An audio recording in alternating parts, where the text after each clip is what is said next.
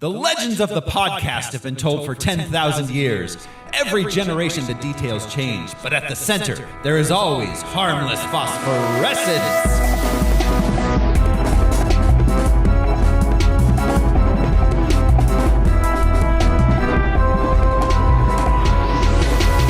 Hello everyone, this is Thoreau Smiley, and I am absolutely running from adulthood. Who's joining me this week? On a dark desert highway, it's Josh Stacey.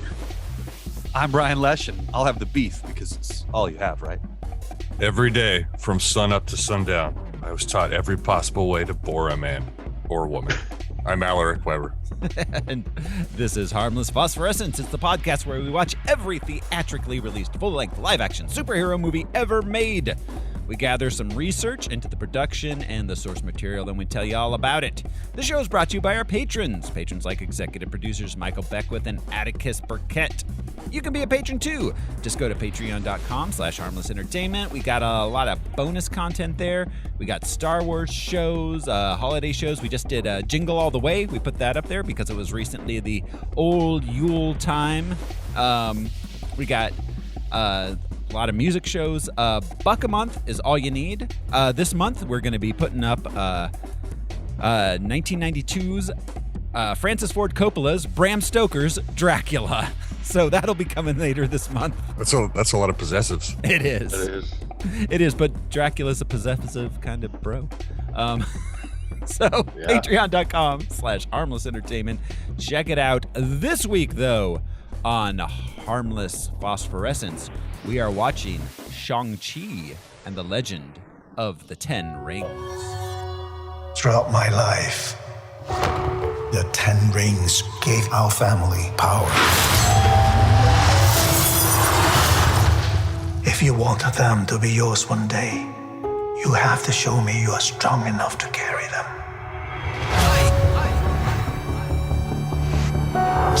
You are a product of all who came before you. The legacy of your family. You are your mother. And whether you like it or not, you are also your father.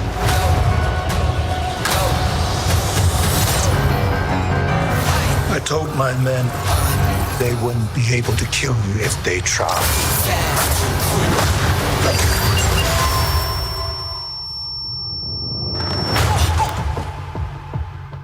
Glad I was right. He's just a criminal who murders people. Be careful how you speak to me, boy.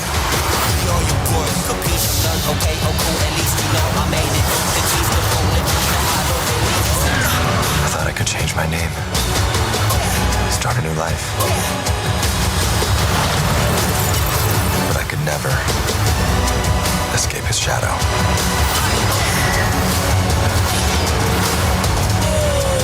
My son, you can't run from your past.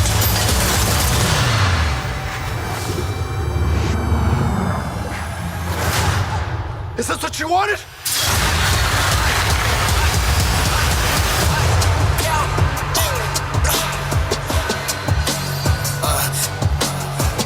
You got this. Thank you. Shang Chi and the Legend of the Ten Rings. It was released September 3rd, 2021, had a running time of 132 minutes. Cost $200 million, and it made $432.2 million, which was not bad during a COVID uptick. Fall 2021. And a very obscure character. Yeah, but I feel like as far as mainstream goes, definitely. I mean, it wasn't going to do like Thor numbers necessarily, but it's still, an MCU release. I think is pretty much that's guaranteed. What I mean. Yeah, It did well. It's pretty much guaranteed. And like Black Panther, there are no white leads. There are really no white characters in this movie besides Trevor and what's his name, Razor Fist. Yeah, those are the only Anglos. Period. Yeah, it's great. Yeah, no, I love that. I love that aspect of this movie. Let's see. Like I said, it was released September 3rd, 2021. A weird time for movies. A weird time. It's weird times we're living through, guys. But that means it's time we play the box office top 10 game. This is the game where I will describe the top 10 movies of the week of September 3rd, 2021. Guys here are going to try to guess what movie I'm talking about. This was about a year and 4 months ago. So I don't remember any of it. yeah, it's all a blur. Everything is a blur. But we're going to jump into it, guys. You ready to play the game? Let's do it. All right, here we go. At number 10 for the week of September 3rd, 2021. I'm just looking at by the way, I'm just looking at this list. I'm like, I don't know half these fucking movies. At number 10, a widow begins to uncover her recently deceased husband's disturbing secrets. Mrs. Doubtfire. Is This she the widow or the deceased husband? She's both. That's the beauty. It's got to be one of those terrible like horror movies, like The Absolutely. Lake House or. Josh, you are 66% of the way to the title with the Lake House. Oh my god. Lake House, just Lake House or Lake, the house by the lake. No, just lose the lake and The get another. house. The house. No, and get another descriptor. This old house. Another adjective. It's not really an adjective. It's no one's gonna guess it. It's The Night House, a movie which I am only learning of right this moment. No, I've seen the title of it. It's Does that mean they have a day house? Day House. And they fight. I mean, actually, now that I'm thinking Yeah, about it, Al's right. I can piece this together. So he has a house that he goes to at night. Does that mean he doesn't spend the night with his wife? I'm so confused. I would be very confused as his wife too. right. So he's But- got a secret night house, and he goes there to do night business. He's working on his night cheese. I can't. It used to be scary kids, not scary to me. Now so many are about a remote cabin. I'm just like I don't care if the walls bled. I would love a weekend at a remote. Right, but it's not. cabin. It's not I even like- just like a remote cabin. It's like a very it's like a remote like upper middle class like super nice Oh, getaway. always. Yeah. Yeah, it's always people who can afford a cabin, but it's just like that's not terrifying to me. That sounds awesome. Be like the ghosts are at it again. Doesn't matter. I'm off for 3 more days. Yeah, I don't give a fuck. Built-in alarm system, man. Yeah. It's company. At number 9 for the week of September 3rd, 2021, a woman confronts the dark parts of her past when a dangerous conspiracy arises. That's the Day House. This is absolutely a movie that all 4 of us have seen and have fairly recently discussed. Black Widow. The Black Widow. Yes. At number 8 for the week of September 3rd, 2021. Hang on. When did Black Widow come out? It was August? August, yeah. Month later. Goodness. Hanging on. Or, okay. There's only ever 8 movies at a time out now because you Right. know, streaming has Or- gutted the theater industry. For some reason, I feel like it was June, but I don't know. Whatever. It felt matter. earlier, but it was August, according to our notes. For It felt longer ago because of Christmas yeah, it really did. and maybe Thanksgiving. But anyway, I digress. Yeah. So yes, at number 8, a group of friends try to achieve a goal despite large obstacles in their way. Honey, I Shrunk the Kids. That was actually pretty misleading. A group which comes together as friends, which were not previously friends. This is as vague as I can possibly make a movie, which we have also discussed pretty recently.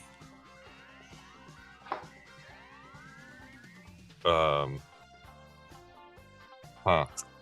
We discussed this more recently than checking. Black Widow. I'm checking my notes. The Suicide Squad. The Suicide right. Squad. Christmas Large li- obstacles. Okay. Yeah. Yeah. All right. That's it for movies we've done on our podcast. At number 7 this week. Ooh. Huh. How did I not know about this fucking movie? Following the rise of Aretha Franklin's career from a child singing in her father's church choir to her international stardom, this movie is the remarkable true story of the music icon's journey to find her voice. Gotta be Called respect. Respect, right? Respect. Find out what it means to me. Yes. Starring Jennifer Hudson as Aretha Franklin. Oh, I do remember that. I do not.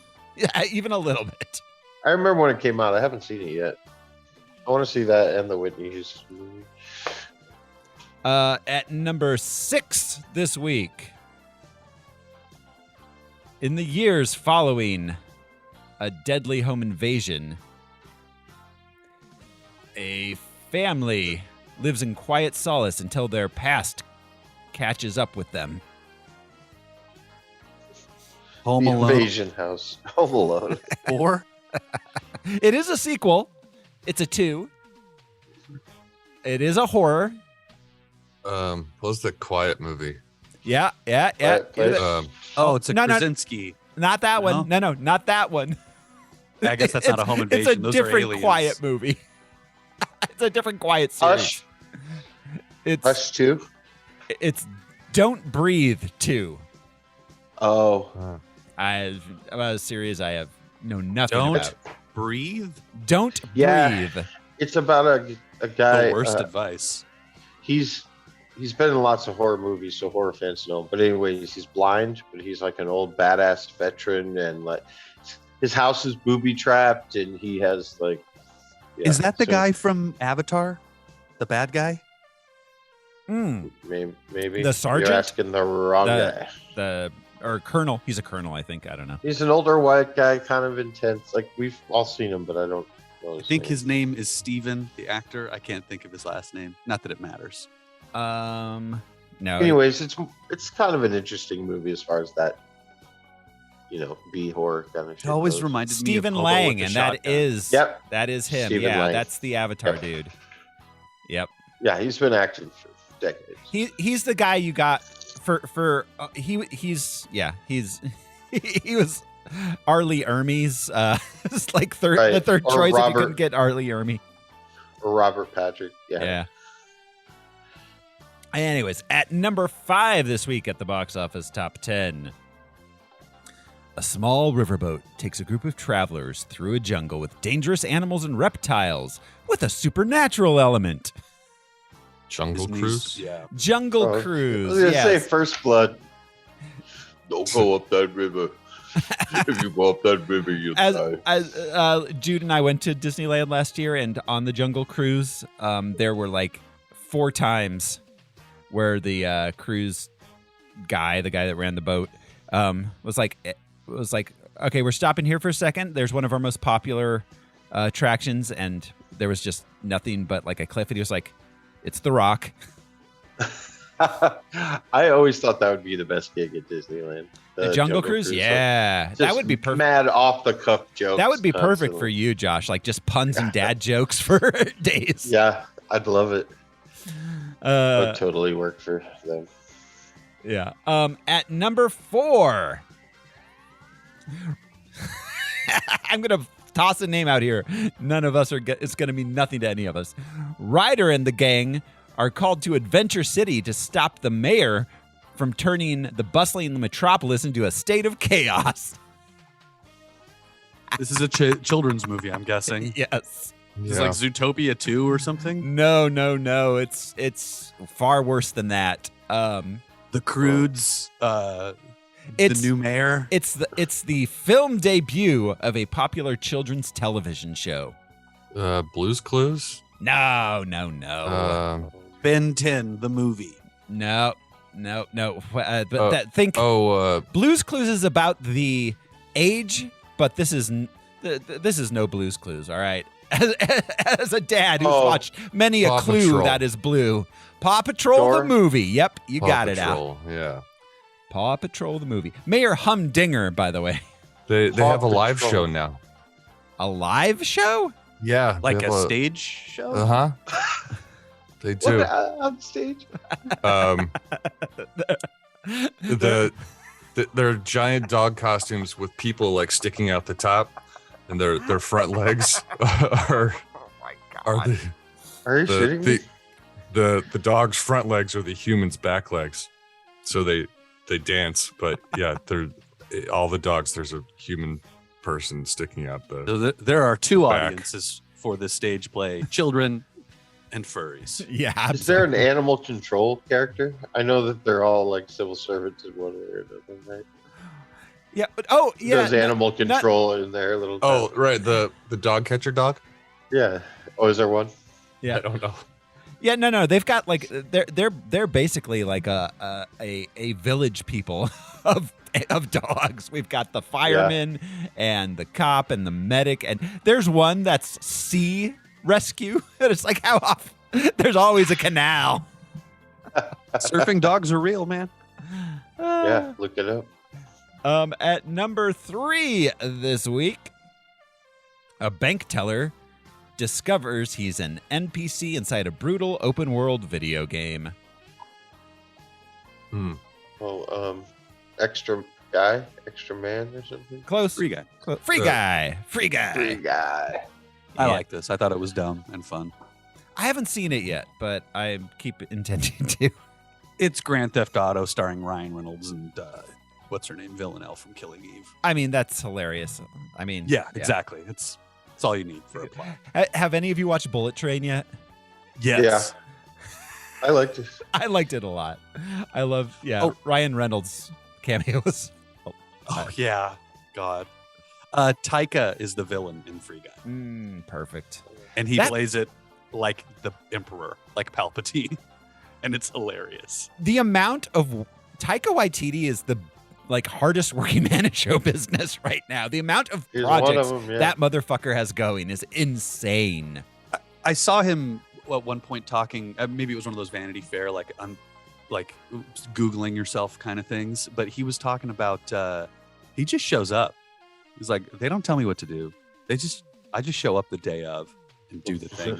So it kind of poked some poked some holes in the like. Damn, he must work really hard. Like, he doesn't study before he shows up to these sets. He just shows up and they're like, hey Taika, can you Taika this line real quick? Thank you. We'll do it in 2 and you'll be done for the day. I heard him talking about on our Flag Means Death. He said, "Well, I googled Blackbeard to see what he was like and what he did and how he spoke, and after about 30 seconds, I didn't want to do that anymore, so I didn't." That's like what he said playing Hitler. He's like, Right. I didn't look him up. Are you kidding me? No. I just, So he laughed at the reporter or whatever. It's like, so what kind of, did you do any research to play the role of Hitler? And he's like, no. He was like, fuck that guy. Yes. and what human being alive would have to do research to play Hitler?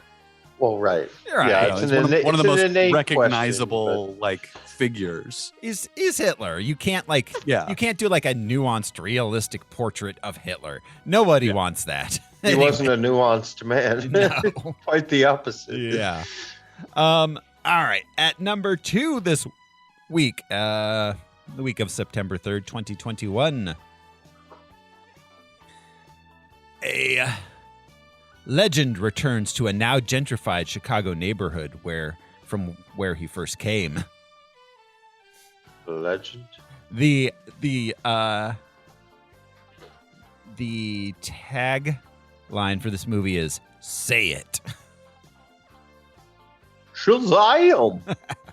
This is a horror film from the director of the upcoming Marvels. It is technically a sequel to an old 90s film, not a remake. A lot of people thought it was a remake. It's not. It's a sequel to an old 90s horror film, which was fairly popular at the time. It wasn't like it didn't do super well, but I think it's grown a lot in estimation over the years. And don't say it. So it's sort of an Incantation? Or Yeah, curse yeah, word? yeah. You're getting there. Leprechaun with freaking what's his face? No. Or not Leprechaun. Oh God, Candyman. Candyman. Yes. Oh, right. Mahershala, Don't not say his Mahershala. name. It's Dr. Manhattan. What is his name? Um, Yahya Abdul Mateen. Yes. Yes. Jordan Peele produced it. Yeah. So, it was an actual sequel. They did not do a remake, which is confusing because they named it the same fucking thing. I love that new thing where we're like, titles don't mean anything anymore. We can name the movie the same thing 5 times. Well, and Z Generation does not look back and say like we did. Like they don't understand. You could call it the same name and they'd have no idea that it was. Oh, Nirvana's a band. I thought it was a clothing company kind of thing. I just heard Nirvana's being given a lifetime achievement Grammy. I'm like, lifetime achievement.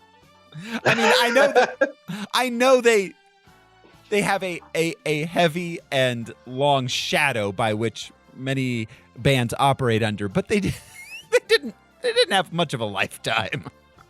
No. Yeah, I give it to Dave Grohl. Yeah. I don't know. That's why the Rock and Roll Hall of Fame exists. Yeah, Nirvana, sure, they belong in the Rock and Roll Hall of Fame, but a Lifetime Achievement Award, come on.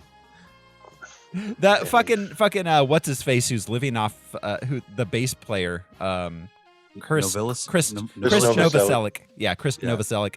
That dude hasn't worked in like 20 years. No, He's a he plays in a bunch of bands, doesn't he? I thought he played. He does. He has a bunch of side project things. He But plays in a bunch of old punk bands. He's been a teacher for many years, I believe. yeah, like he's no. Yeah. Anyways. No, like a school teacher. Yeah. Not a music teacher. Yeah. necessarily. Yeah. No, he like basically left the business and does music as a hobby. Oh man, remember when he caught that bass with his face? Oh. Saturday Night Live. Was it SNL or was it MTV?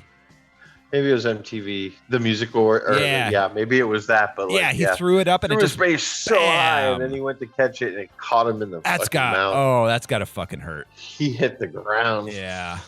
Yeah, they almost lost their bass player there. Yeah, I don't know if he was unconscious, but he went down. That's punk rock for you. And number 1 for the week, Shang Chi, the master of weaponry-based kung fu, is forced to confront his past after being drawn into the Ten Rings organization. Did they say weaponry based? Weaponry-based kung fu. The Interesting. golden child. Yeah. Yeah. Yeah, Big Trouble in Little China. Yeah. Shang-Chi and the Legend of the Ten Rings is number 1 for the week of September 3rd, 2021, which brings us to our character and comic book background, Mr. Alaric Professor Weber. Man, please tell us stuff about this guy.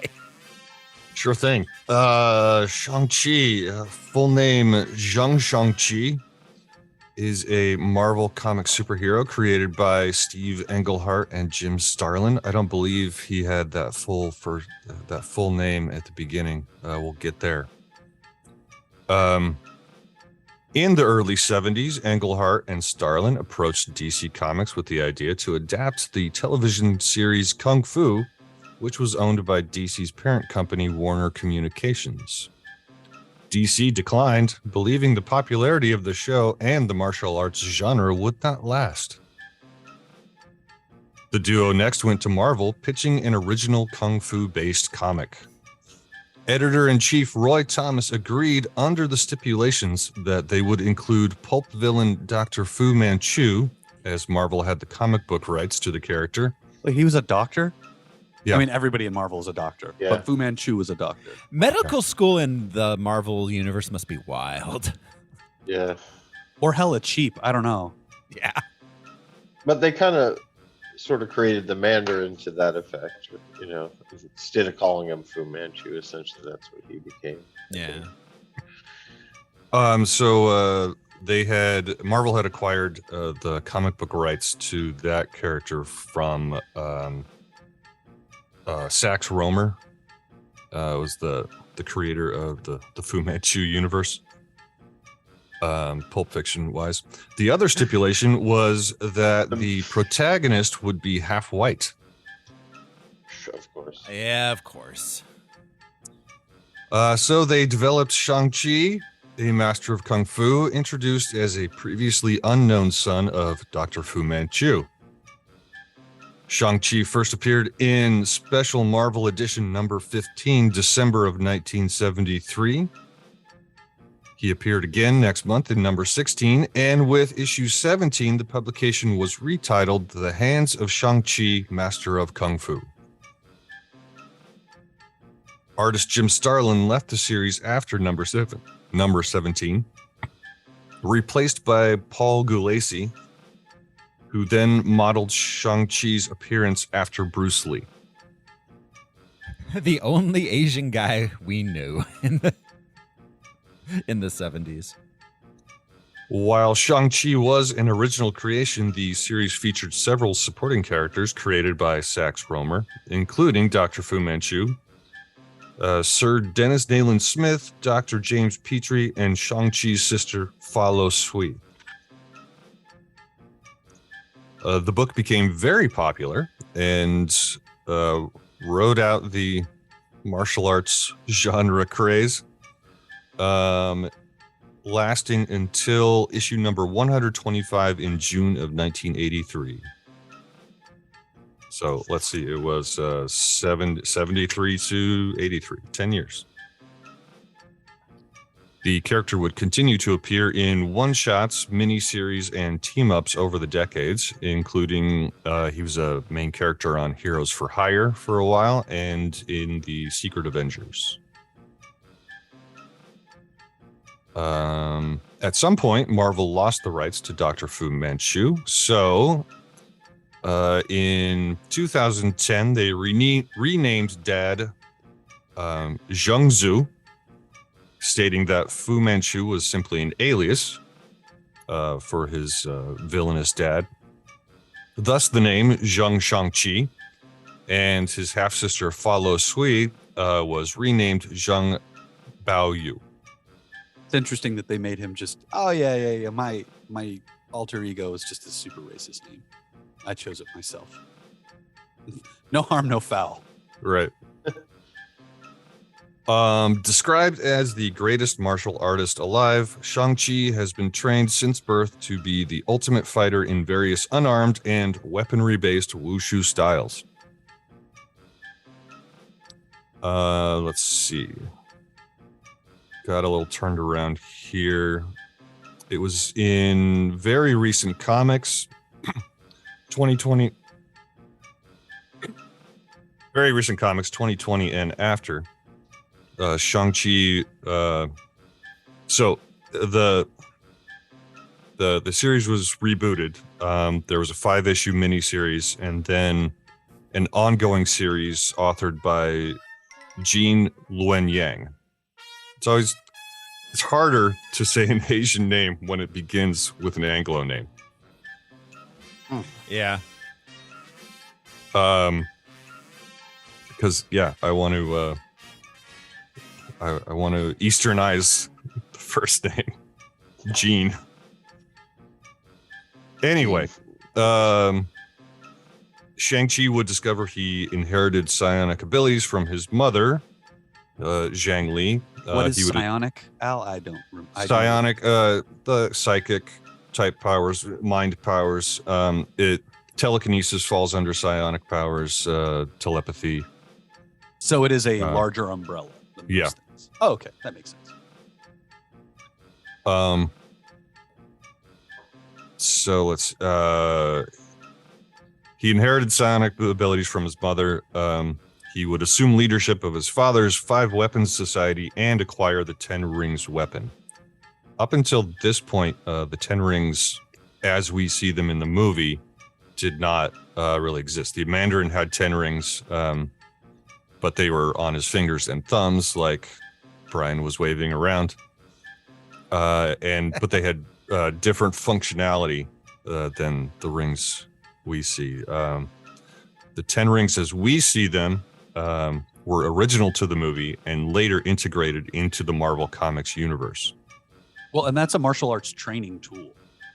They're weights that you wear on your wrists and forearms to make your punching arms stronger, essentially. Okay. Yeah. Which makes way more sense than wearing jewelry as a martial artist. Yeah. Also, thanks to the movie, they retconned his white mother and his mixed race heritage. So his mother in the movie was Yingli, and then in the comics, it became Zhangli or Zhongli. That's awesome that the comics also changed that. Yeah. What else did this guy write? Sorry, I ran out of space on my page. I ran out of paper. They shut down the paper mills. Damn millennials. They were shipping you one sheet at a time. There's got to be a better way to get paper. There's gotta be. American Born Chinese was a graphic novel that this guy wrote. Anyway. Oh, I've heard of that. Yeah.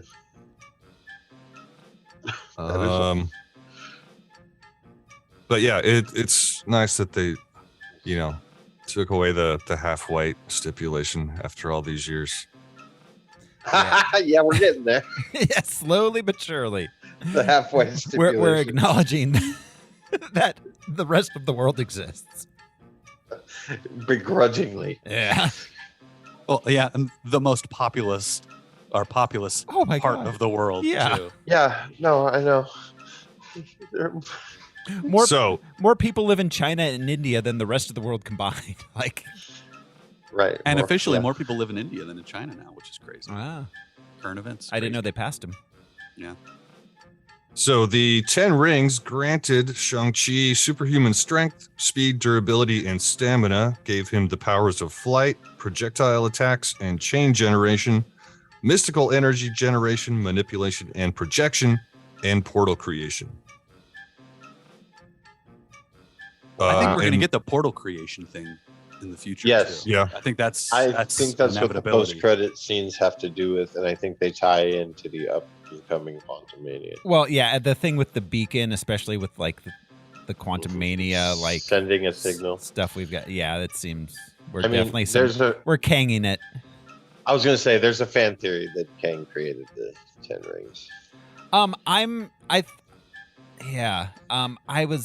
forgotten about the beacon thing when I was just rewatching this recently, and when they were talking about the meteorite, I was wondering if they were trying to tease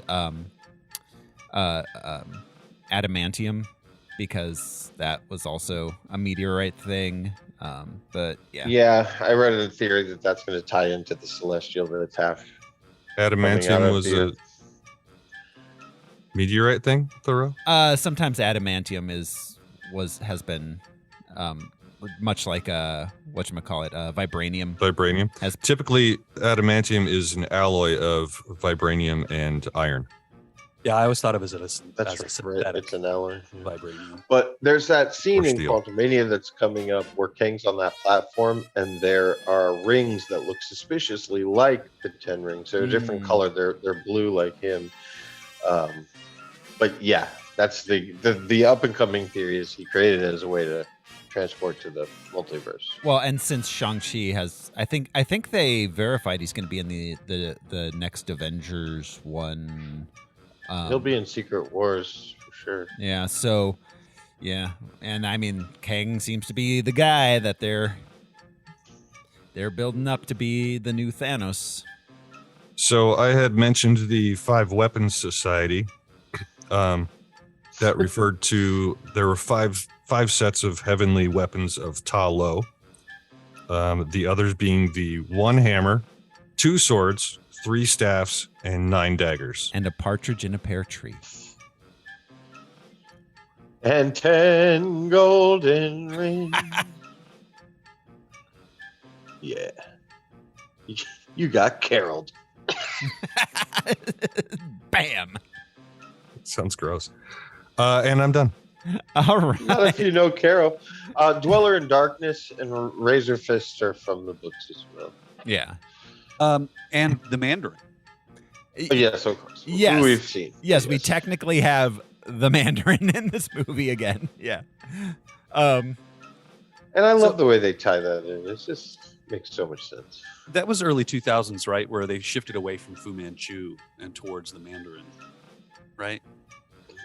The Mandarin's been in the book since the 70s. They're two separate characters, but they dropped Fu Manchu because it is like an outright racist and stereotype. original Mandarin looked sort of that way with the long Fu Manchu beard and stuff. And it took them a while to get rid of the Mandarin because it was slightly less offensive than Fu Manchu. Very slightly. But they addressed it well in this. Yeah, this movie handles it beautifully. It does. In so many ways.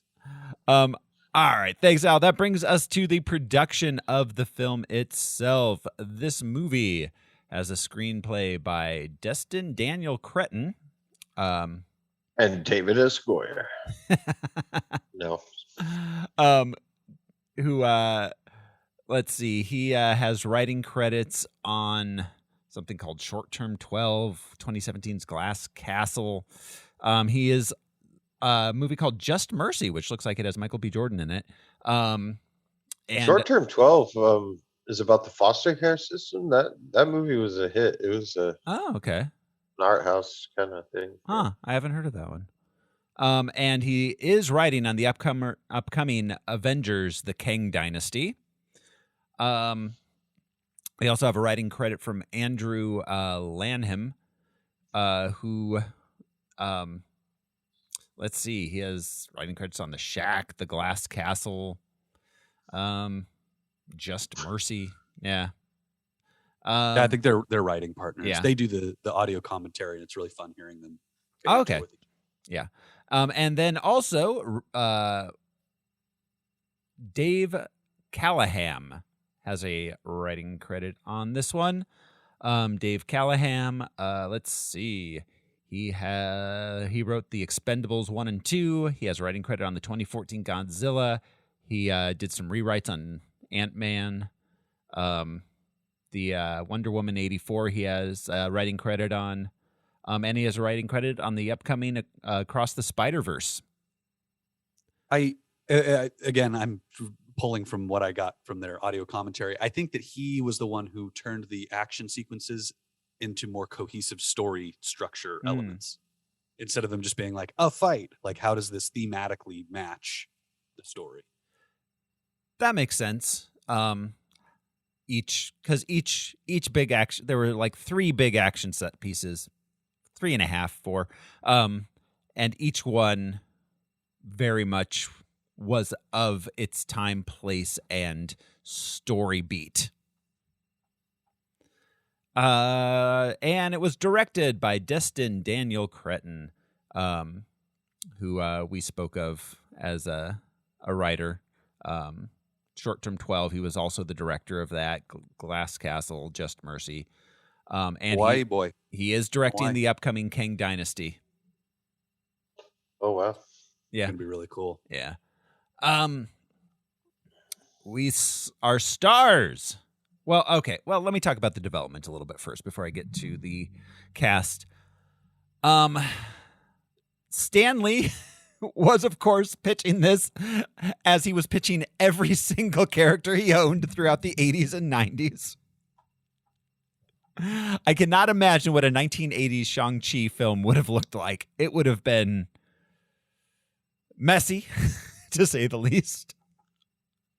It would have been a supernatural kung fu movie made in America. Absolutely. And it would have, much like maybe like The Golden Child and Big Trouble in Little China, maybe without the comedic elements. Well, no, more appropriate, which I feel like they even sort of nod to, is the Crouching Tiger, Hidden Dragon. That was really huge in the American market. It was the first time we looked at those kind of movies again. Right, but like if it had been made in the 80s, if he had actually sold it in the 80s when he was pitching it, I cannot imagine. Oh, I got you, yeah. If it had been in the 80s, Shang-Chi definitely would have been half white. Absolutely. Well, and they had the perfect person to play the role in Brandon Lee. That was who he was pitching this as. He's like, and if we can do it, we can get Brandon Lee to play the role. Yeah. absolutely. Who was half white, half Chinese. Let's see. In '05, when Marvel did its big bankroll thing and just turned itself into a film studio, this was announced as one of the 10 properties that they were developing, one of the original 10 properties. Kevin Feige said that this was his favorite MCU thing that he wanted to make from the very beginning. He said it multiple times, which I always thought was really cool. He's a real nerd if Shang-Chi is his favorite Marvel property. Yeah.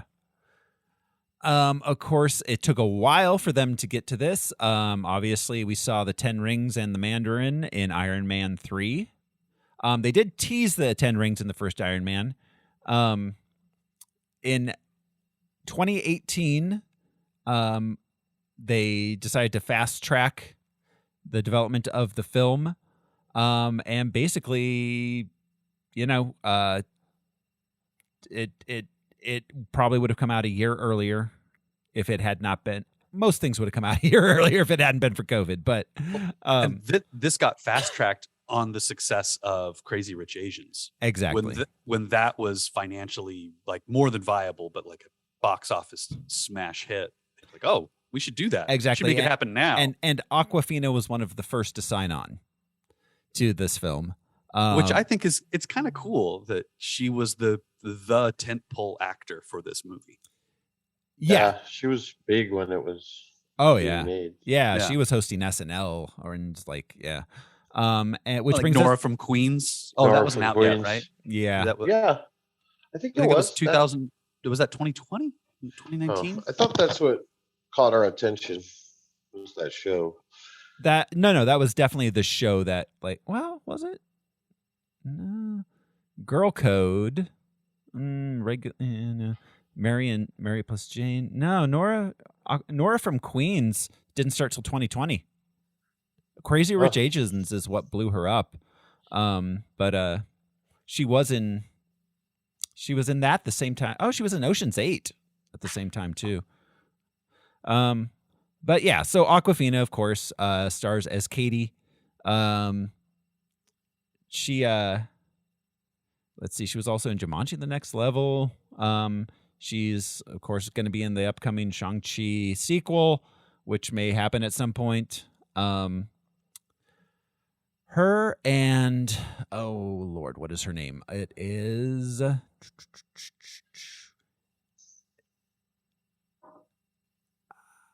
Stephanie.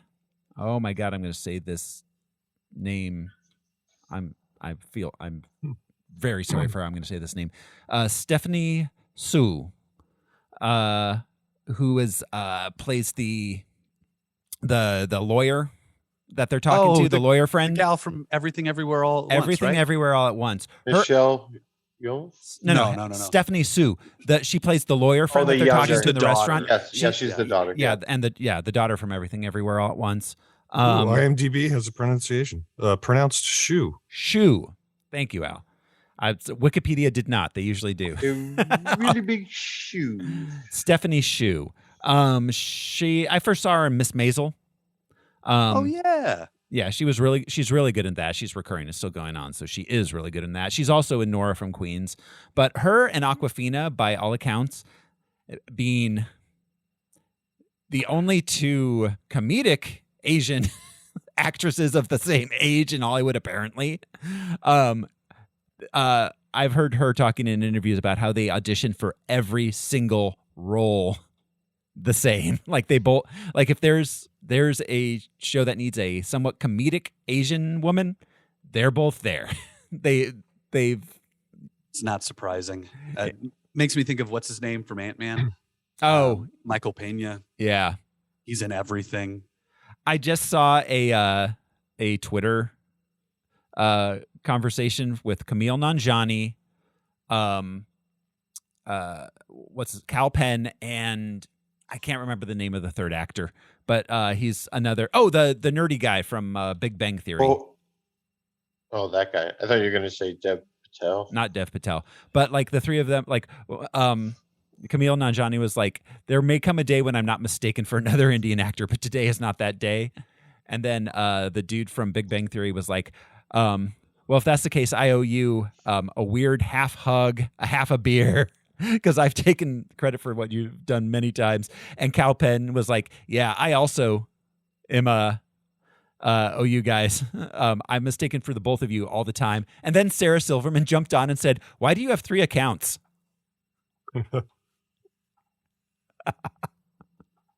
Fucking Sarah Silverman. Anyways. Yeah. Stephanie Shu. I like her a lot.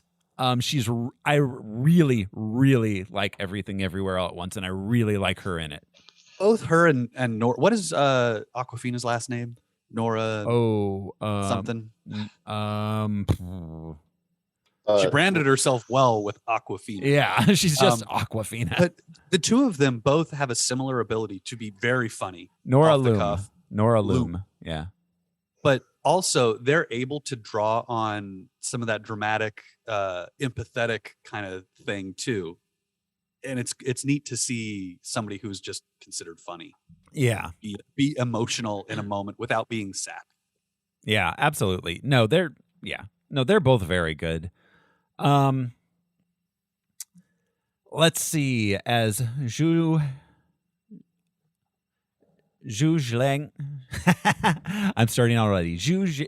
My problem is the I's and L's look the same. Zhu Zheng. You're fine. Ling. Zhu Zheling. Thank you. The sister Zhu Zheling. We have Shu Xiaoling. Shu Xiaoling. We have Zhang We Menjie. have limited time, folks. Yeah. We have Zhang Menjie. That's a sister. She is mostly a Chinese actress. She's not really worked a lot in the Western world. She's never been in a feature film.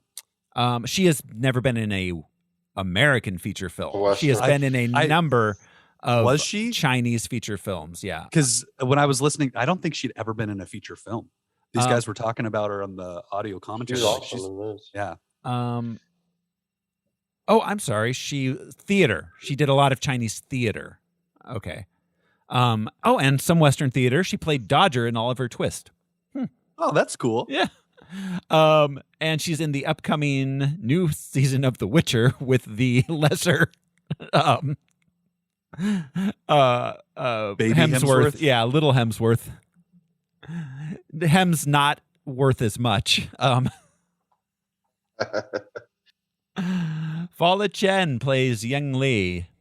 That is the wife that dies.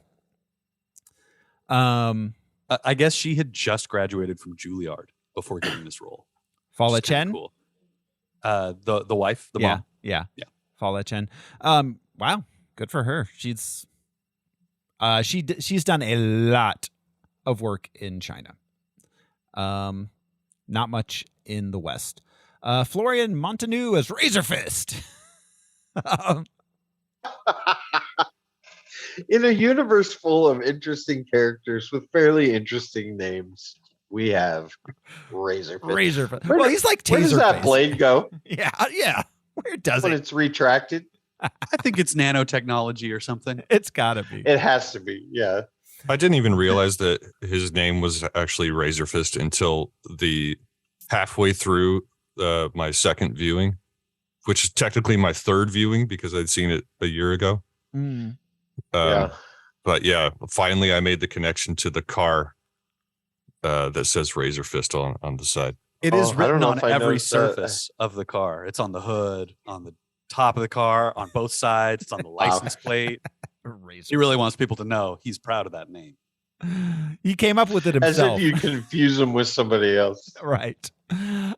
We've got Benedict Wong. Oh, you look Razor just leg? like my friend Doug Razor Fist. My bad. We've got Benedict Wong back as Wong. Wongers. Yun Hua as Gung Bao. Michelle Yeoh as Young Nan. That's the aunt. Yep. I thought she was going to be the mother from the trailer. Yes, so did I. Because it made sense because the dad is thousands of years old. I was like, oh, that's interesting that they're going to do this as an age disparity thing. And she has a sketch of her mother, and her older mother looks like Yeah. her sister. Like she's not drawn like the younger version of herself when they're kids. So Yeah. yeah. Tony Leung as Zhu Wenwu, the dad. He's awesome. He is like the George Clooney of Chinese film, by the way. He is like one of the most famous people in Eastern film. And he's had a really very good. long career playing bit parts in Western media as well.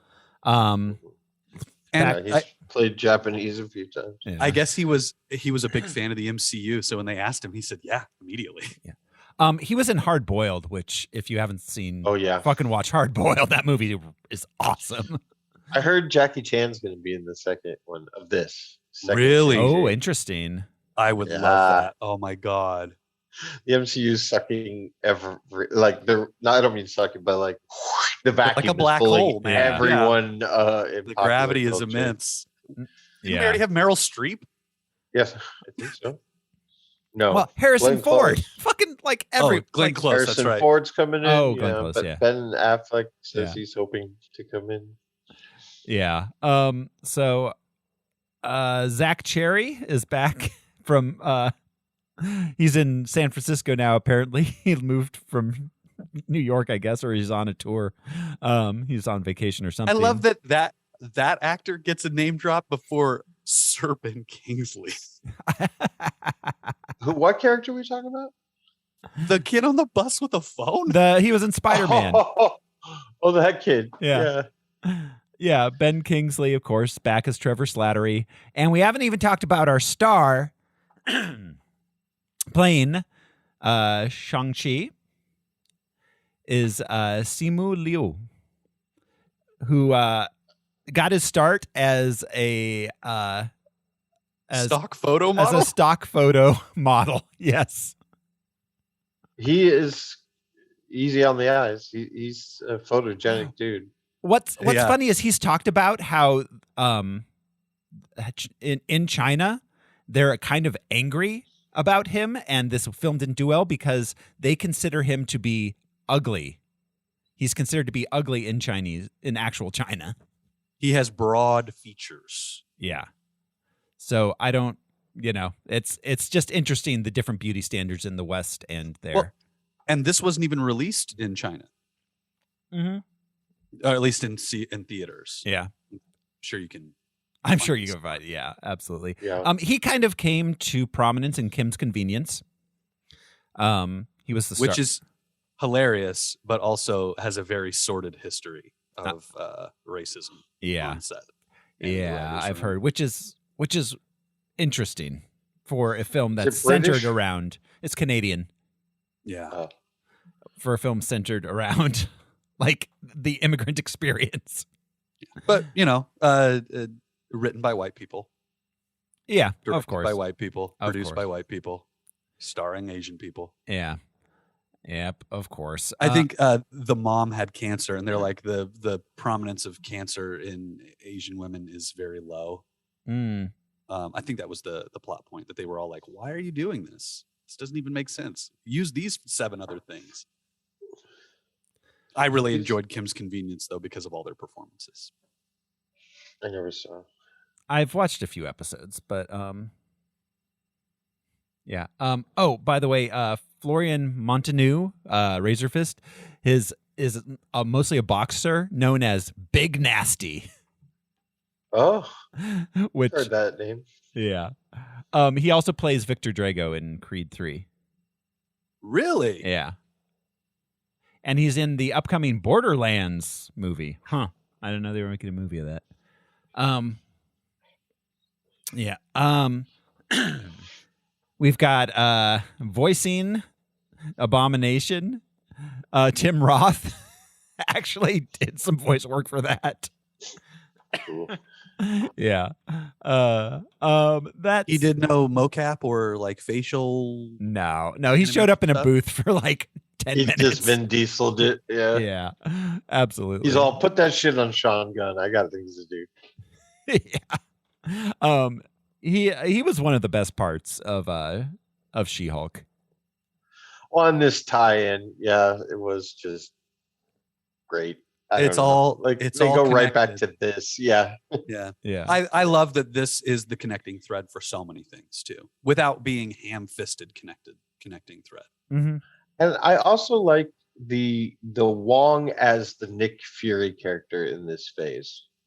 You know, it used to be Nick went and talked to the heroes and Nick found the heroes and stuff. Now I love that it's just Wong walking through a portal like, I need you, let's go. Mm-hmm. And then It's What's Wong's the- world. We're just living. what's her in it. name?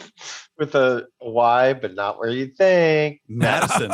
Madison, yeah. Oh yeah, Wong. I love he walks through the portal and just slams the girl's drink.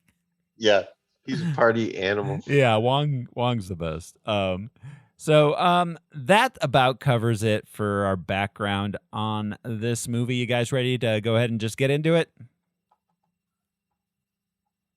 You're muted, Al, and I know you have a gym. Thoreau, what happened to your shirt? Yes, I am doing this topless, by the way, for our Yeah, he listeners. took off his And shirt. he's shredded, you guys. Yeah. Those of you not He's- able to He's see in the Thoreau. octagon waiting for one of us to Oh join him. yeah. Oh, by the way, it's one of the people in one of the fighting rooms they were passing was one of the Black Widows. By the way, just as fighting an extremist guy. yeah. Yeah. I thought that at the end when we see their like new revamped 10 rings with all the female like badasses, I was like, I'd love to see them and the widows just have a battle royale. Hell yeah. We probably will, man. We That'd probably be cool. will. So I want to say about Simu Liu. I was reading the IMDb like trivia. He put on 10 pounds of muscle for this movie. That is the least muscle Like- I have heard of an MCU actor having to put on. yeah, Right. absolutely. Like Paul Rudd put on like 35 pounds. hmm Yeah, no, but All right. and he's shredded, but he's not like Hemsworth, like bulky. And he doesn't look like Bruce Lee. He's not like rippling Mhm. muscular. I really liked that his physique is not out of control. Well, I was going to say, it's not something you want in martial arts or kung fu. You don't want bulk. You want you don't wanna be agility big. and speed. Yeah. Yeah, like you know. like Thor. Mike Tyson could beat anyone up, but Yeah. probably not Bruce Lee. Like Thor and Cap, all right. They were both had to be humongous, bulky, shredded, but I'd like us to start getting away from them having to be absolutely fucking like jacked out of control. And I think we are. We're inching that direction. Yeah, I think so. Yeah, I think so. So, all right, here we go, guys. We're going to jump into it. This is Shang-Chi and the Legend of the Ten Rings. We open 1,000 years ago with a voiceover telling us about Zhu Wenwu, a Chinese warlord who discovered the mystical 10 rings, which grant powers, including immortality. He kills a bunch of barbarians. He establishes the 10 Rings organization, who were apparently behind a lot of shit throughout history. They imply that he's the great Khan. Yeah. Now they don't drop his name until like Act 2, right? Yeah. It is a I mean, while, they yeah. never, they don't drop his name for a while. Not criticizing you dropping his name right now, but just as a plot point. I think he's just a mysterious guy for Yeah, in this story, a lot of this movie. Yeah. this is a good moment to just say it since we're introducing his name so early. They gave Tony Leung the opportunity to create this character whole cloth. Yeah. He Oh, created wow. Wen Wu and his motivations. They asked him, like, do you think he should like love his family? And his answer was, yeah, obviously. Yes. Like, Right. he just doesn't know how. And therein, boom, was the, his motivation, the dynamic for his character. It's It a was great. tenet of organized crime in any Mhm. culture, from the Italians to the Yakuza, like, yes, family. Yeah, they made 10 Fast and the Furious movies about it. No, That's right. No, you know Let what's us not hilarious forget. is that over the last 20 years, apparently, homophobia in the mafia has fallen drastically because one capo had a son who was into drag, and they all went to his shows and were like, "Hey, these guys are all right." Oh my God, I love that so much. Wow. Bada bing. What a time to be alive. This is a talented kid. All right. Like that was their attitude. All right. Which is weirdly wholesome for a terrible, terrible organization. There's no Family. such thing as the mafia. Well, I mean, modern organized crime. I'm joking. Yeah, That's I the know. that's been I know. since I the know. congressional hearings. So we cut to 1996. Our dude's looking for Ta Lo. It's a mystical village which has mythical beasts. He goes through. I do want to point out that it was very important and clever to say that they don't know where he got them. Some say he found them in a cavern. Some say it was in a crater. Some say it was buried. Yeah, it's nice we didn't see them like being forged. No, because it leaves it open for Kang or for whatever else. Yeah. You know, like they can be cosmic. This is one of the instances where they were definitely looking ahead when they made that little detail. I appreciated it. Yeah. So he goes through a magic forest, which is not too friendly. The Lorax is Treebeard's getting angry. And he's so impulsive about going. His little right-hand man says like, "Oh, I'll send a scout." And he's like, "No, I'm going now. We're going." Yeah. Which just says a lot about his character and his motivation and stuff. It's He's like, he's definitely he's bored. Yeah. Oh, he's been around thousands of years. He just wants to do stuff. Yeah. He gets, let's see, after his men die, he finds the village entrance, but gets stopped by a guardian, a beautiful woman. So this takes place in 1996, and this scene definitely reminded me of Crouching Tiger, Hidden Dragon, which came out around that time. Yeah. So it was almost as if that, you know, the colors were a little bit brighter. The flying was more prominent. Yeah, it was a little more wire fu type fighting. Yeah, more ballet than fight. I don't know. Well, I think it was probably intentional, but it evoked that movie at that time period. Well, and it establishes the conflict between the aggressive striking and the passive, like moving past your opponent kind of thing. Right, using their force. Yeah.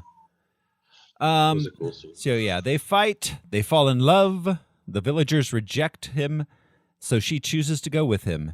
They marry and have kids. These two actors, their faces during this fight just did so much work because they're not sitting talking about their philosophical differences. No dialogue, yeah. But you just the one moment where she brushes past him and they make eye contact. I just remember being in the theater being like, man, I'm like moved by a look. He'd never met his match in 1,000 years. Yeah, I appreciate that thriftiness in a movie that was 2 hours and 15 minutes long. Well, and we don't get English up to the 10-minute mark of this movie. Yeah. Which is really impressive for a American-made superhero movie. We meet Shang-Chi as a child. His mom gives him an emerald necklace. Then we cut to present day. Jade necklace, sorry. An emerald-colored necklace, which Jade is, but also green. We cut to present day. Shang-Chi works as a parking valet. He's anglicized his name to Sean, and he works with his best friend Katie, who does not know about his past. They go on a joyride. Then they have dinner with an old friend from school and her husband. Their friend gives them crap for not growing up. Afterwards, they go out and do karaoke all night. Because they're high-profile valets. Yeah, in the fast-paced world of... The director says that Katie is the best driver in the MCU. So we will see her be the wheelman for something in the future, guaranteed. Awesome. Car stunts, I love them. Yeah. Especially in a city like San Francisco. So the bus scene in this is just fantastic. And Awkwafina took drifting lessons for this. Oh, wow. So she's, not to say that she's driving in all these sequences, obviously, but she is acting behind the wheel. Yeah. Right. Which is really cool. She knows what she's doing. Yeah, absolutely. Yeah, so the next morning, we meet Katie's family. They think Katie and Sean should be a couple. And then we get to the bus scene. They're on the bus. They get attacked by agents of the Ten Rings, and we get the huge fight. This is absolutely my favorite set piece in the entire film. It's the only one that's not primarily CGI. Well, I guess outside the building isn't primarily CGI. I was going to say, the bus itself, there are moments it's CGI. But well, yeah, there's CGI with the it, fight, of course, but what's happening inside is choreographed. On the commentary, it was so funny. They're like, this was all in one take. We just had 12 cameras, and they just let that linger. I'm like, no, I'm just fucking kidding, man. Of course, this was multiple shots, multiple days. I imagine it was like a week to shoot. Yeah. Because like they actually had a bus in the streets. Like it was a lot of practical stuff. It was a really good action sequence. It hit on so many levels, right down to the Steve McQueen Streets of San Francisco, or Stingray, was that the movie? Yeah. But the just badass San Francisco car sequences. Yeah. And the fighting in a confined space aspect of it, like Daredevil in a hallway. Yeah. Yep. Kind of thing. It's a moving hallway. Devising a plan. Like, I'm going to lead the civilians to this half of the bus, keep these guys on that. Yeah, there's a great plan hatched out of nowhere. Well, and this just started as an idea. They're like, I want to have a bus fight. I think that'd be cool. And it grew out of just that into the best scene, probably. Yeah, absolutely.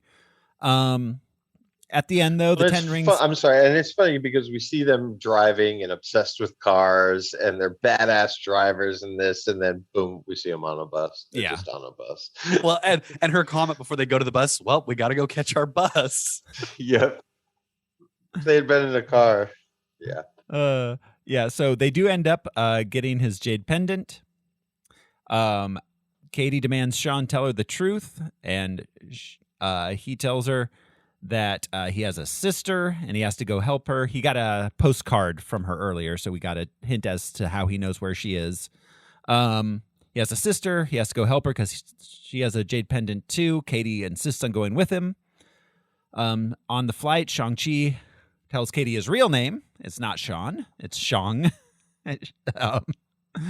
Shang-Chi he tells her that... Which is a hilarious moment. Yeah. Well, and his response, I was 15. Like, he couldn't think of, call me Brad. Yeah. He tells her that when he was 7 years old, his mom was murdered by the Iron Gang, Wenwu's enemies. He took on the Ten Rings again and massacred the Iron Gang and took up leadership of the organization again. And he made Shang-Chi undergo training, but he does not allow her sister to train with them. She secretly taught herself. When Shang-Chi was 14, Wenwu sent him to assassinate the Iron Gang's leader. Traumatized by the mission, Shang-Chi runs away to San Francisco. This scene, they're in an airplane, surrounded by people, telling the story. I love that that's how they use the travel from San Fran to Macau. Like, well, we'll have him on an airplane, flying commercial, and she'll hear this story, and that's how we'll see this flashback. It's a really brilliant way to tie that in to the movie instead of just here's a flashback while they travel. Yeah. Yeah, no, absolutely. Well, no, because they do that. That's the thing they do a number of times is, and in the end, it turns out that the flashback is actually the entire movie is him telling that story to them in the restaurant. Yeah, it's like Iron Man 3, which by the time you get to the end of it, you're like, oh, this is how good of a narrator is this character? How reliable are they? Mm-hmm. They arrive in Macau at a secret fight club, which apparently people have been talking about. Macau is known as the Las Vegas. That's the gambling party city. Yeah. I was surprised that it wasn't in Madripoor. But at the same time, Macau is a real place in China, so that makes more sense. Yeah. Madripoor, I think, in MCU is supposed to be more down towards in Thailand or more like an island area down there, more southeast. Yeah. So at the Fight Club, they get shown around. We see Wong fighting the Abomination, apparently for fun. Yeah, they're buddies, and then he gets them out of jail later. Yeah, Shang-Chi gets coerced into fighting so he can find his sister. To his surprise, his sister's the one he has to fight. Are they fighting for fun, or is Wong just doing it for money? Yeah, Because he's just making a few bucks. in Endgame, yes. he had no money. That's true. Right. Yeah. He's like, Yeah. I got rupees, I guess, was what he had. Yeah, I think you're correct. Yeah, I think he does. He's the trying to make a circuit. buck, yeah. We find out in She-Hulk that this was part of his becoming the master, whatever, The Sorcerer Supreme. the Sorcerer Supreme. Yeah, that this was part of that whole thing. But he's telling Emil, like, maybe you'll learn to pull your punches next time, Yeah. Right. like we practiced. So it's all a ruse. Yeah. Yeah. Yeah. No, he's definitely hustling them. Well, yeah, and I mean, in She-Hulk, Emil's 7 wives bought him that property. I wonder what he does with his purse money. I was going to say, I think it helped him start his institute or whatever. Absolutely. Yeah. So But people know Sean from the video of the bus. yeah, he's bus guy. He's bus Yeah. boy. Yeah. Busboy. Bus boy. Yeah. So his sister kicks his ass. We discover she owns the club. She ran away and founded it when she was 16. The 10 rings then attack the Fight Club. We get a big set piece of them fighting on scaffolding outside the building. Eventually, Wenwu arrives and captures Shang-Chi, Katie, Xiaoling, and the pendant. We also find out she didn't send the postcard. No. She didn't invite him there. She didn't necessarily know. It's a great moment in this movie, too, because it's such a simple thing. And they're both like, oh, we know what's happening. We're stupid. Well, and he's so matter of fact. Like he abandoned her and hasn't spoken to her, but now it's like, okay, now it's time. They finally want these, and they finally want it. She's like, fuck you. I love this scaffolding fight. This is one of me the too. most creative fights. Just not the choreography necessarily, but the cinematography of it, because so much of it is shot top down. Mm. So we're I have seeing it like such- they're fighting on a flat surface, but they're not. I have such acrophobia. And sometimes the CGI, it doesn't bother me, but then there are other times where it's like, whoa, when she's flying away on that bamboo. Yeah, when she bamboo falls is off. strong, but it's like, yeah, it was a Yeah. good. There's some great sequences. It's so just perfectly designed to give that feeling of falling, that roller coaster going over the edge feeling Mhm. multiple times throughout these shots. It's great. Well, and Chinese skyscrapers, they're at a height that we're just not familiar with here in the United States. Oh, yeah. Trump Towers, the biggest in New York. That cloud of bamboo on glass and steel is really cool too. That's a real thing. You go to Hong Kong and buildings are scaffolded with bamboo instead of steel. Strong shit. So they get taken to the 10 Rings compound. When Wu uses the pendants to reveal a mystical map which leads to Ta Lo. He explains that he's been hearing his dead wife talking to him, which is He never a also good sign. explains the Mandarin shit about how the Mandarin was actually him. Yeah, They were afraid Supposed to of be an him. orange. It's great. yeah. Yep. When Chicken they dinner. arrive at the compound, the gender roles of the characters are so well used, where he's just like, send the girls to their room. I'm going to take Shang up to the captain's chair. I'm going to show him what he's earned. Got that 1,000-year-old sexism going on. Yeah. Yeah, that's deep rooted. Whereas she is truly the heir to that throne. Yes, Absolutely. yeah, and that's why the ending makes the most sense. So, I loved that ending. I'm much more excited to see him fight her than to fight his daddy issues.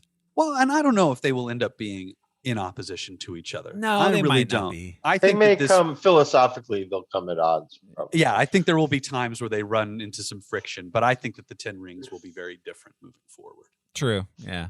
I wonder if we'll start to see them in Daredevil: Born Again. Ooh, Oh, yeah. Huh. Yeah, because there was always a Chinese gang in New York. That's interesting. And Yeah, because they were the hand, right? That's what Elektra was a Yeah. member of. They were. But It's unclear as to how much canon the Netflix shows, which now are Disney Plus shows, are going to be. It's unclear. well, that's why I say Born Again, because now they have a different. Yeah. The new one that's coming out, but I'm gonna be interested to see how they Well, like, treat those shows. Supposedly, in the next Shang Chi movie, Danny Rand appears as Iron Fist, the actor from. That's the show. interesting. If they're because I know Jessica Jones is being kept. That's been confirmed. Yeah, she's here. Yeah, I mean, if all they do is get rid of Luke Cage, that's pretty fucked up. Yeah, I hope that's not the case. I hope that's not the case, man. I hope that they bring him back because he was best. Great. He was awesome. He's better than Sir Loris as fucking Danny Rand. Oh yeah. Ugh. Fuck yeah. That being said, I don't think that's his fault. I think that's the writing.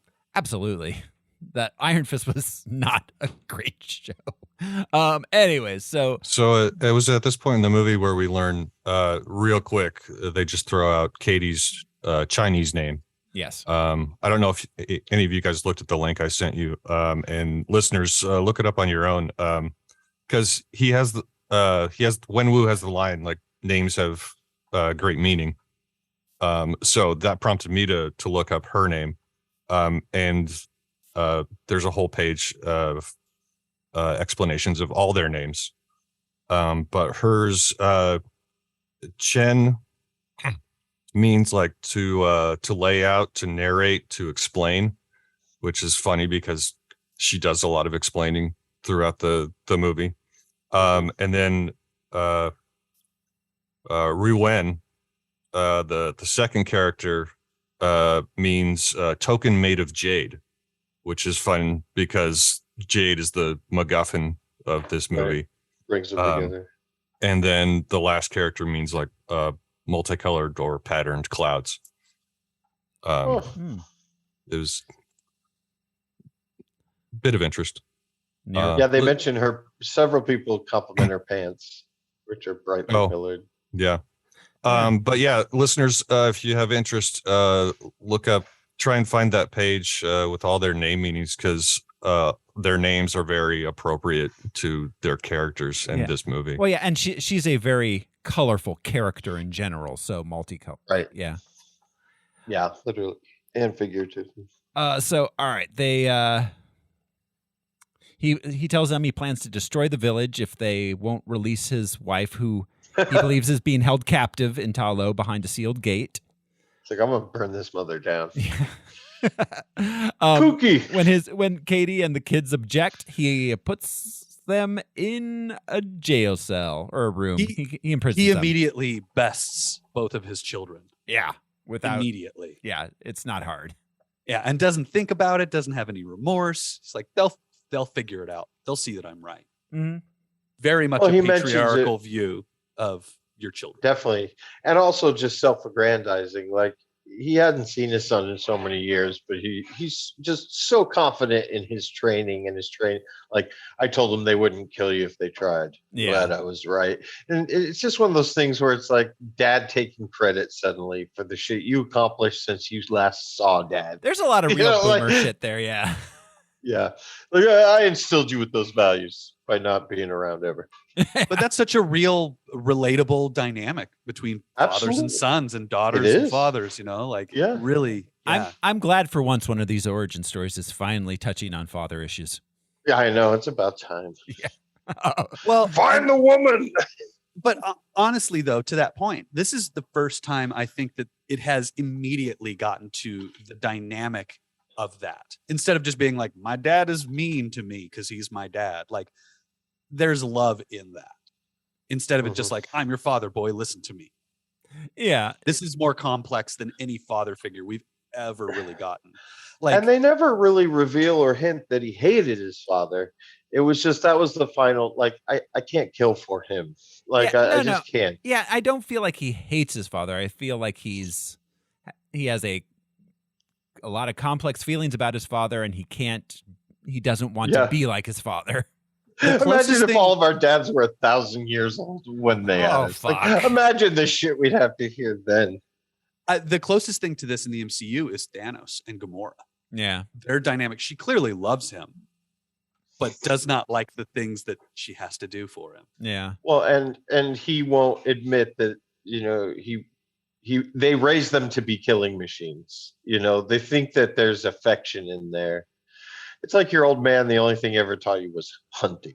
Oh, yeah. It's like it's 1987. I don't know. It's just So and they both made bloodthirsty killers, and they thought that was supposed to redeem them in their eyes. Like, well, I taught you how to defend yourself. You taught me that I need to defend myself. Yeah. Because of what you have done. I had to, and I have to end up defending myself from you. Right. If it wasn't for your bullshit, I could carry pepper spray like a normal. It's a total like, oh, you kids, you're the trophy generation. You're the motherfuckers that gave us the trophies. Right. Seriously, though. Yeah. I've had that you're conversation. just like me. Chip off the old block. Yeah. Like, I moved to San Francisco and started my own functional life at 14. What were you doing at 14? Walking around in meteor craters. Exactly. So, all right. In their cell, their prison cell, it's not a cell, it's a room, but they meet Trevor Slattery. It's a dungeon, Thoreau. This is a castle. dungeon. Yeah, but he's got his like mirror there and everything. Yeah, he is a jester. It's He's a backstage. Yeah. But when we first see them, they're in the doorway Yeah. of a locked dungeon. It's got bars on the windows and everything. Yeah. They imprisoned him for being the Mandarin. They were gonna he tells them that they got him out of jail. They were gonna murder him, but they found him entertaining, so they kept him around. What did he start to do? His Macbeth? Yeah. Yeah. Yeah, he's constantly doing Duncan. But Nunkle. That's Lear, right? Yeah. Which the original Mandarin says, "Oh, you should have seen his Lear. It was the talk of Leeds or wherever." Yeah. And we meet his companion Morris, a faceless mystical creature who's called a Hundun. Morris offers to guide them to Ta-Lo. There was a bet between Cretin and what's the other guy's name? Drew, the writer, that they would put this creature in, and if it made it into post-production and into the film, Andrew, the writer, would get a tattoo of it on his body. Nice. Oh, And he was like, because of COVID, I haven't gotten it yet, but I'm going to get that tattoo. Morris. But they named Morris is named after his dog. Aw. It's like, that's really cute. I love that this Morris tattoo. is a cat's name. We grew up with a spokes cat named Morris the cat. Yeah. Spokes cat. The group escapes. They get a car. They drive through the magical forest, which is a barrier between our world and Ta-Lo. So it's Razorfist's car, but it's also an electric car. Yeah. So, he's green. This vehicle wasn't in production. Also, this isn't a car that you could buy. Mm. This is a what do they call it? Like a beta test. The Hyundai car? Razor Fist. They pass through many obstacles and finally arrive there in the land with many magical creatures made of CGI. This always surprises me. So much movie happens up to this point, and I always think like, wow, here we are. We're at the climax of the movie. There's an hour left, This is the halfway point. Yep. which is crazy to me. Of a fairly short movie at the halfway by- point.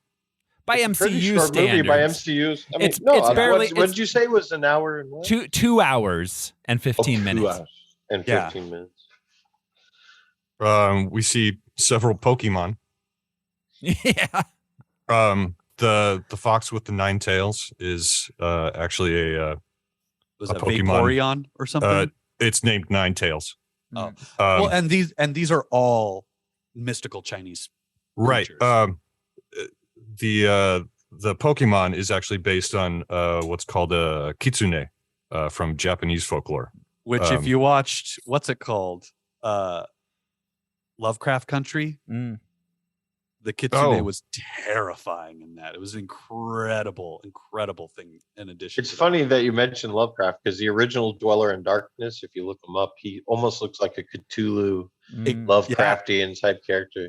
It's the closest thing we get, I think, in the MCU thus far. So this is one of my biggest criticisms of this film is that at this point, as I love the creature designs, but the CGI is pretty weak. You can tell they were pretty rushed working post-COVID. I love this CGI. It feels fantastical to me. I didn't expect this to feel real. I expected this to feel like otherworldly. I didn't notice it either way. I didn't think it was bad. I found it to be pretty weak. The creature CGI specifically, personally. Interesting. For a 2021 MCU film. The dragon looked okay. I think they put more money into the ones that interact. Probably. Sure. That's true. They're all nestled well within the uncanny valley. And I think intentionally, you know what I mean? Like they're less horse, more dragon. Every time they're less lion and more dragon. Everything is made to be, it's supposed to make us uncomfortable, I think, by intention. I love the designs. I just feel like it felt rushed and it felt a little weak compared to kind of some stuff we've come to expect. Personal I thought they opinion. looked great. Yeah. Also, there's a difference. Marvel uses a lot of mocap on actual actors, and then there's some things that are just animated, so you could probably tell the difference. Well, there's that. I mean, Thanos looked okay because he looked like Josh Brolin. Well, he did, and they clearly put a lot of effort into Thanos. But that's what I mean. The mocap tech and the just computer generated image different. Yeah. No. Yeah. Compared to Different creating layers. something whole cloth. In the background. Yeah, that's Yeah. just moving in the background. Doesn't necessarily have 3 dimensions. And what is it that Slattery says when he sees why is it looking at me like that? That's a direct quote from, what was that, the movie? Shit, I can't think of it. But he says it to a goat from the car. He's like, why is it looking at me like that? So it's him referencing, God, I can't think of the movie. It's 20 years old. It was like early 2000s. It wasn't no, it wasn't Sexy Beast. What was that? Sexy Beast. Was it Sexy Beast? Yeah.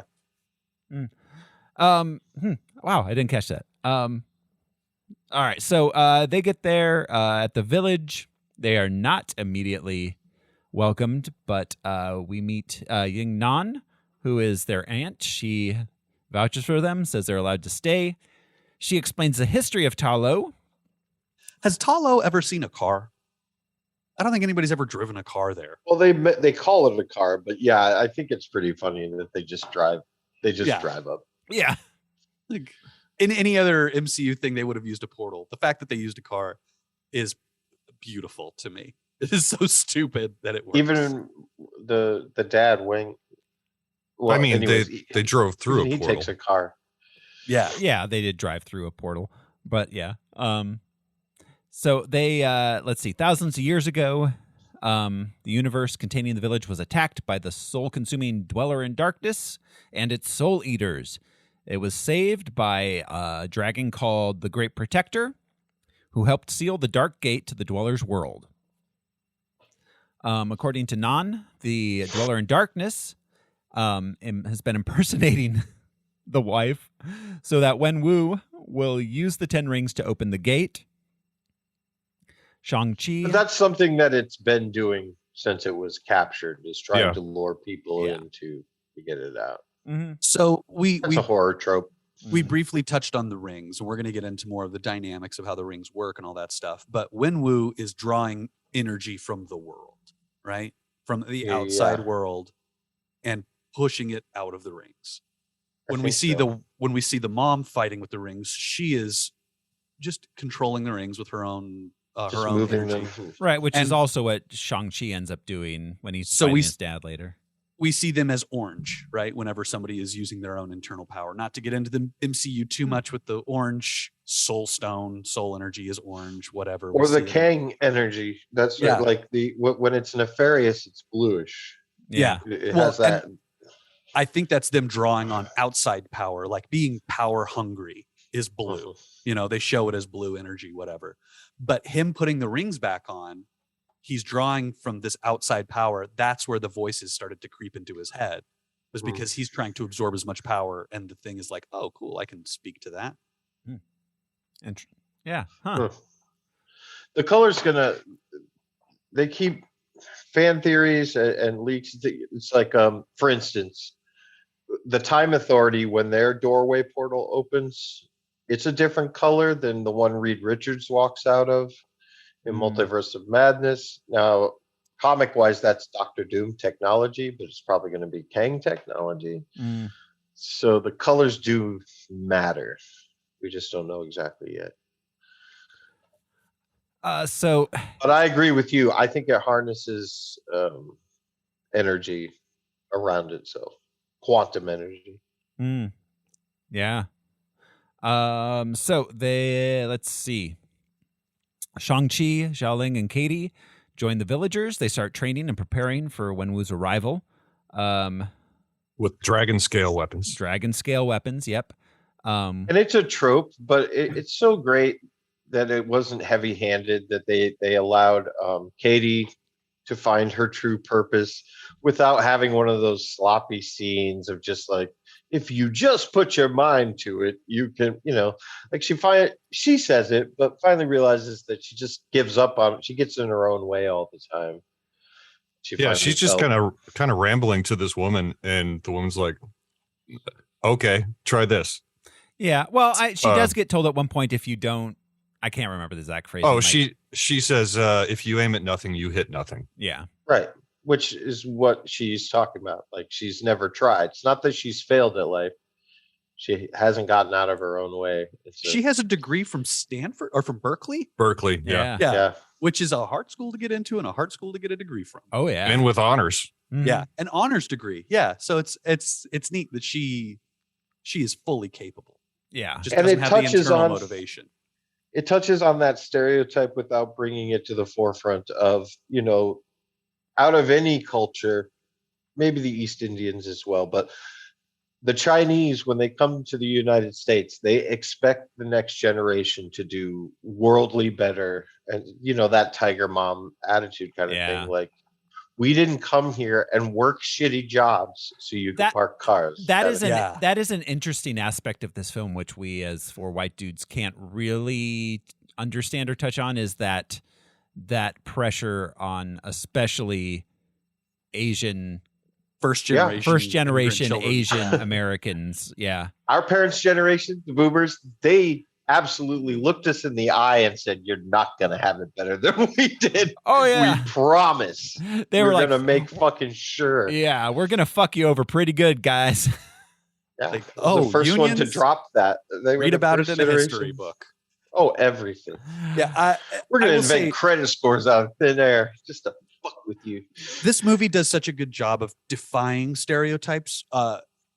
Katie drives really well. She's the best driver in the MCU. The stereotype is that Asian women cannot drive. I lived in Hawaii for a long time, and oh my God, the number of people who told me that, it's the little Japanese ladies on the road. And I'm like, I don't know. It's kind of everybody. We're all on the road, and everybody is terrible at driving. No. People are terrible drivers. Human beings are objectively getting worse. As somebody who just re-entered the car world, drivers are much worse than they were 5 years ago. But that's also there's something to be said about anyways, cell phones everywhere. But Katie defies all these expectations, and it makes it so that so that we can accept that Shang-Chi is living up to a lot of these stereotypes. He truly is a very stereotypical. He is better than his parents. He is the sum of all of his parents. If it had just been him doing that, this would have kind of felt flat. He's perfect. He's the savior of humanity. He is his children. He's better than his sister now. All that stuff. But they defied all these stereotypes, which made that acceptable. It was like the sugar to make the medicine go down. Of like, of course, Shang-Chi is awesome. Because if he had just been awesome, that would have sucked. Right. Yeah. Well. Yeah. And they, even when they're all in the bar, he's like, well, growing up, I got made fun of for the reasons we all get made fun of, and they all just nod. They don't go into it about the, stupid shit that white people say and do, the ting chang chong, got all that offensive fucking shit. But they mention it, because that's a racism that doesn't get talked about. That community doesn't really come out and talk about the racism they face. So a lot of subtleties in here that real well done. That bar scene, by the way, that was the pitch. I I don't know what scene he showed, but Daniel Destin Cretton showed a scene of 4 white people in a bar talking, and then said, "But imagine it with Asian people." Right. And that what they have part to say. That was part of his pitch to the executives at Marvel, and I thought that was brilliant. Like, this is the thing we're going to build this movie on. Right. Like, instead of like, oh, it's a kid whose dad is super blah blah blah. He's like, you guys know all that, but this is the thing I want this movie to rotate around. Is this conversation in a bar with 4 people who are Asian, and we just have to accept that. Mm-hmm. So Wenwu and the Ten Rings arrive. They attack the village. We get our big end battle, fighting in the village, and then the personal battle between Shang Chi and his daddy issues. We found out this whole time Shang-Chi has been telling Katie, that, or insinuating that he didn't go through with the assassination, but he finally admits to her that he did, and that's why he ran. Yeah, he couldn't take it. He couldn't take having Blood killed. on his hands. Yeah. His father's blood, not which his is father's so literal much blood. But better. He is capable of pulling the trigger. He is fully capable of doing it, but with remorse. yeah, it's the it's Michael Corleone in the first Godfather. Yeah. Yes. I'm definitely going to shoot that guy for my dad, but what the fuck am I getting myself into? Mm-hmm. In an important moment, because Auntie Nan told him to accept all of himself. Yes. In Bad order and to. good. And we see him flash back to memories of his mother, and we see him flash back to memories of his father, and he's accepting both sides. Yeah. This movie did such a good job of patching all that stuff together to culminate in this moment too. All those earlier flashbacks that were story moments are now just him remembering, instead of him just remembering throughout the whole movie. Well, and it's so very light-handed. Like Al just said, they could have gone into some hokum about balance. The universe finds balance, and yin and yang. If somebody had said some yin contrived and yang, shit. Instead, she was like what you would tell anyone in any culture: we are who we are, the bad and the good. That's what we are made of. Instead, it could have been like the fish. They swim and they find balance. And They made it universal. Yeah, this movie was not made for white people to understand Asian culture. It was just made for people. Yeah. To understand humanity. Yeah. Basically. Absolutely. We didn't mention the funniest scene in the movie: Trevor admitting that he never caught on the Planet of the Apes, that they were not. Oh my real God, that was apes. hilarious. That was His amazing. mom explains it, and he's like, and that's when I realized they were just pretending to act. If those monkeys could act, so could I.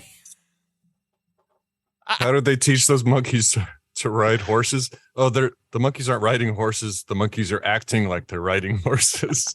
That's what was his takeaway. And then you think that he finally realized it, but no, he's still operating under the they were pretending to act. They weren't pretending to be people. They were pretending to act. I love Ben Kingsley so much. Oh my God. Yes. And just remember how upset people were about the reveal that the Mandarin was an actor.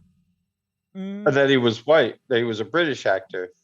Yeah. And now it makes absolute sense. It's perfect. He thought he was a BBC producer, but it turns out he was a terrorist. No, and I love the suggestion that it's easy to mistake a terrorist for a BBC producer. Yeah, he's not even discontent at his station at this point. No. He's still just practicing lines from Shakespeare. He's just happy to be acting. He's like, this is where I'm at now. Oh, and did we mention that Morris, he's like, oh, you can see him. Oh, thank God. I thought I lost my fucking mind. That was the thing he thought he lost his mind over. Right. Nobody talks to him, I'm sure. I loved their reaction, Katie and Sean's reaction when Morris first reveals himself. Is just part of the chemistry between those two actors throughout this movie. But just oh my God. and genuine. So often in the Marvel universe, people just look over, like Rocket speaks and Tony's just like, I thought that was a Build-A-Bear. It's like, okay, that's a cute line, but that's a talking raccoon. Do you want to go back to that? Or All right. So Wenwu eventually overpowers Shang-Chi, pushes him into the lake, and attacks the gate with the rings. This allows some of the Soul Eaters to escape. The 10 rings and the villagers decide to join forces to fight them.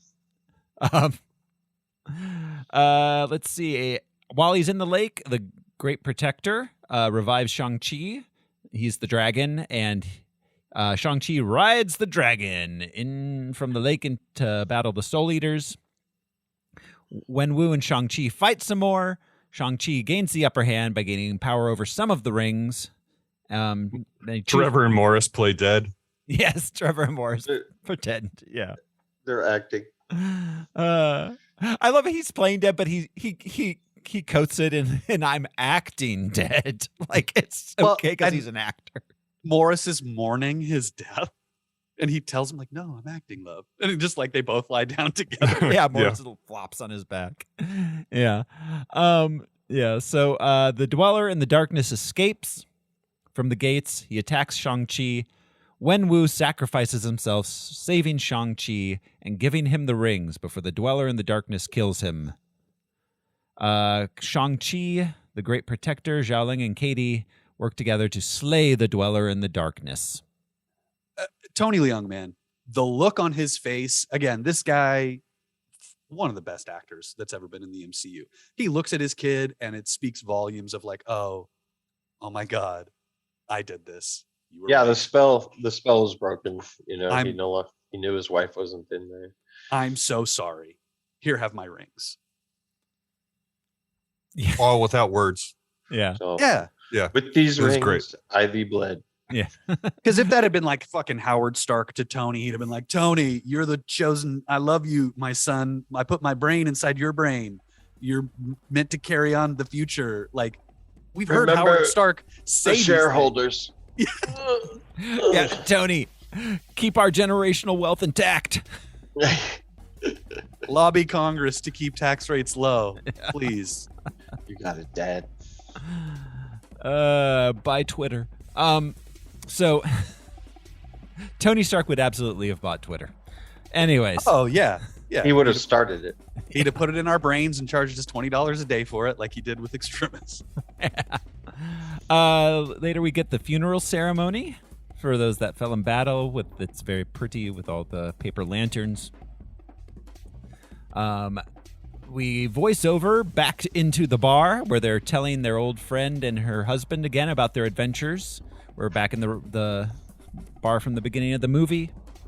Their friend doesn't believe their story until Wong shows up through a portal and takes them to Kamertage. Benedict Wong, obviously on this set, whatever, he didn't tell the two actors that he was going to pull their chairs apart. So their like shocked response is real, and him slamming that drink was also improvised. Nice. I love it. They were the audio commentary they talk about. They're like, the dude shows up and just the set is way more lively when he's there because he's kind of this energetic, powerful. That's what I mean. I love that they're doing that now. That now you just don't know when Wong's going to walk through a portal, but it's exciting when he does. I wonder how much of that came from like the first Doctor Strange movie of just them realizing like, oh my God, he is eating up the scenery every time he's on screen. Oh yeah, every time that dude's on screen, he just steals it. So I don't know if they had planned on Wong being that, or if that just was a natural result of his chemistry on screen. Yeah. So we credits roll, and then we get our mid-credit sequence. Wong, Shang-Chi, and Katie are with Bruce Banner and Carol Danvers holograms, researching the ring's origin. They discover the rings are acting as a beacon to something. And that they have an unknown origin. Yeah. She hasn't even seen it in any alien tech, and she's been everywhere. Right, yeah. It's like it comes from a different realm, some sort of quantum realm. Quantum-ish realm. Yeah. So then he tells them to go home and stay safe. It's like, oh, we should do that. Or And then party. and then we get our Hotel California third beat, Yeah. Yep. taking Wong out to karaoke. Cretton had tried to put this in every single movie he's made. It's like I always wanted to put Hotel California in a movie, but I'd never been able to afford it. until Oh working with man, that's Marvel. awesome. And it's great that he used the three-peat part for Yeah. that too. Like Yeah. just to, have her say it in And in a then she story. does Have her it. say it in the Said that- fight, Yeah, and he then says she we said get it. to see the song. Yeah. Then no, she says it. yeah. No, there's the first beat where it's, and then the second beat where first beat it's introduced, second beat it's amplified, third beat, it's reversed. Mhm. I love the way that the karaoke scenes are played too, because at one point we see them asleep in the karaoke bar. Earlier in the movie, we see them asleep. They're locked rooms. Yeah. Yeah. Like I don't know if you guys have ever been to like a Japanese karaoke bar before or a Chinese karaoke bar, but it's the funnest thing to do with a group of friends because it's just you. Yeah. I know. Just you. I thought about opening. Well, not thought about as if I could, but there should be one in Tucson. I would There be was. awesome. Was there? Yeah, there was. Yeah, one. there might have been. I think it's Yeah. closed after COVID. I think it was Korea. But it seems like the perfect COVID social. You form a bubble. You get locked in the room with your buddies. Microphones are hard to clean, man. True. I love that. Light. I love that Katie and Sean have been through all this life-changing stuff, and they're still party animals. Oh yeah. Oh yeah. Yeah, hasn't Yeah. changed. Then we get a post-credit scene. Xia Ling as the new leader of the Ten Rings. She's training women and men together. And this is despite Shang Chi being told that she was going to disband the organization. Bunch of affirmative action bullshit. I love the way she I love the way she sits on that throne and the pullout, and we've got like the hip hop play and like that. Graffiti There's everywhere graffiti on on the it, castle. I love the She's vibe. marked it. I love Well, the vibe and- she brought. Were those tech towers new? Yes, I believe so. I thought so too. They looked. I didn't remember seeing them in the scene before when we saw the fortress. I thought that too. yeah. And the way that she carries the torch of her father's organization, the hook swords. She's the heir apparent. Yes, I mean Absolutely. keeping the castle, sitting on the throne, being. I don't want to call her arrogant, but very confident in the fact that. Right. She doesn't disband the Ten Rings. She takes over as this, centuries old organization. Yeah. She reforms them essentially. Yeah. Yeah. We'll see. I think they'll be a force for good. It's 10 Rings 2.0. yeah. Now with more blade thingies on a rope. Now with more razor fists. Well, and Razor Fist is now her right hand man. There was a deleted scene. So to speak. Oh yeah, because he only has one. If you will. There was a deleted scene. It's implied pretty heavily that Razor Fist is their half sibling. Ah, interesting. So that's kind of neat that he is possibly their brother. That he fell in love with a razor-fisted woman. It's A unfortunate. Romanian razor-fisted woman. It's unfortunate that I did not do a little deeper dive into Razor Fist for the research. It's Um, okay. It's razor fist. It was late. We'll get to Deep him in down the sequel. Louisiana, close to New Orleans. Yeah, we know his. Wait, but yeah, lived a country boy Named Razor Fist. named Razor Fist. Not Razor Hand. You can't even make a fist. Or Razor Arm. Or it's like- just, Yeah, it's or like just razor. Razor Fist. Like a fist is one of the few things it can't do. What couldn't it just have been his name? Oh yeah, like he was just a badass. It could just be hand-to-hand Henry, combatant. Yeah. the guy with a razor for an arm. Yeah. No, but they lead. It's only useful in the bus scene to slice Yeah. the bus in No, half. Well, kinda. he also works in the kitchen. He does a lot of prep. Yeah, that's true. like He's that Edward, celery like Edward machine from Scissorhands. Edward. He was yeah. Yeah, or he's a, or the lightsaber that he's toasts a your bread as you sentient slice it. celery chopping machine. Chicken slaughtering. They're kinds of- endless. So yeah, that's it, guys. Any final thoughts on unanswered questions? No, I like it. I still like it. That is I all. think it's Yeah. probably the strongest thing from Phase 4. Phase 4. So yeah, Well, you guys ready to go ahead and rank it?